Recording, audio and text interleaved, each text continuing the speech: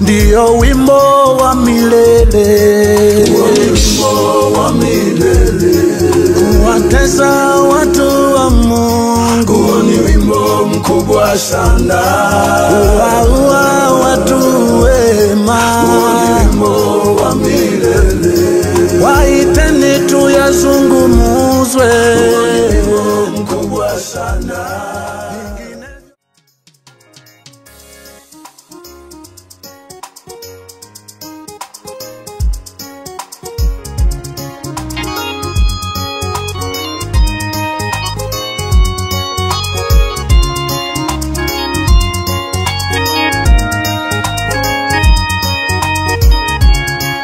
Katika makosa ambayo binadamu waliwahi kuyajutia, ni pale walipoingia kwenye historia ya kuwatesa ama kuangaisha watu wa Mungu. Makosa waliotendewa raia wengine yalisahaulika kiwepesi, lakini mabaya waliotendewa watu wa Mungu yaliendelea kuhubiriwa vizazi na vizazi. Kazi ya wahubiri ni kuangazia ni baya gani limefanyika, na asha afanyiwe mtu wao, na asa atendewe mtu mwema. Hilo litahubiriwa kila kona, uchocholo utalisikia, vizazi na vizazi vitalisikia. Ndio maana watawala wengi walipojua shida hii, waliacha kuwaumiza watu wema. Hata maneno yao yalipoonekana ni makali, waliwaita tuzungumuze ili wafafanue, na kwambia vituko vyako vitaikuta habari. Watasema tumetokana na mbegu ya laana kiasi gani. Mwenye roho na ufahamu aliyeshindwa kutambua haya, na waambia mateso ama kuwawa kwa watu wema, majina ya wote muliokuwa kwenye mamlaka yatabaki yanahubiriwa vizazi na vizazi, kwani watu wa Mungu ndio wimbo wa milele, wimbo wa milele. Kuwatesa watu wa Mungu ni wimbo mkubwa sana. Kuwaua watu wema ni wimbo wa milele. Waiteni tuyazungumuzwe, ni wimbo mkubwa sana. Vinginevyo hilo ni jambo kubwa muno. ni wimbo wa milele. Hiyo ni laana kwa taifa letu. ni wimbo mkubwa sana. Kuandama watu wa Mungu ni wimbo wa milele. kwa sababu ya kutimiza wajibu wao. ni wimbo mkubwa sana.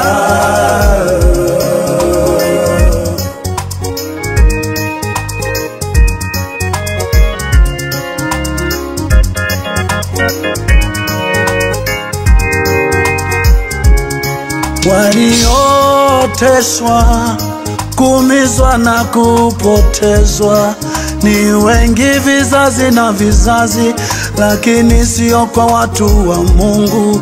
Yesu na mitume walitendewa mabaya zaidi ya miaka 2000 ile iliyopita, lakini hata leo ni kama ni habari ya jana. Bila shaka ndugu wote waliokuwa na ukaribu wa Herode ama Pilato ama Kayafa ama mtu yoyote aliyesimamia zoezi la watu hawa kuteswa na kufanyiwa mabaya waliofanyiwa, naamini wote hao wanalaani na kujificha na kusema tumetokana na kizazi cha laana.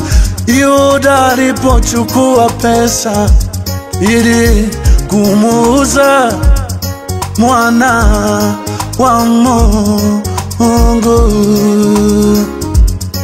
alijua amepata na kumbe azikulika. Alijua kafanikiwa na kumbe azikulika. Alijaribu kunywa pombe haikunyweka. Alijaribu kufanya umalaya haukufanyika. Akaenda akawarudishia na wenyewe walizikataa. Mwishowe akajinyonga.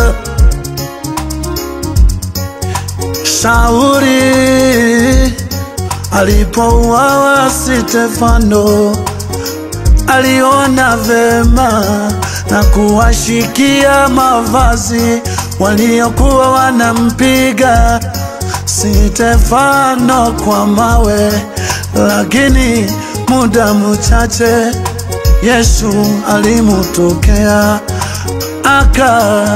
akamwambia, haya uliona vema, na wewe ninakuita, na wewe utakuja kutendewa, kwa kuwa pandacho mtu lazima atavuna. Auaye kwa upanga atakufa kwa uo nisemacho.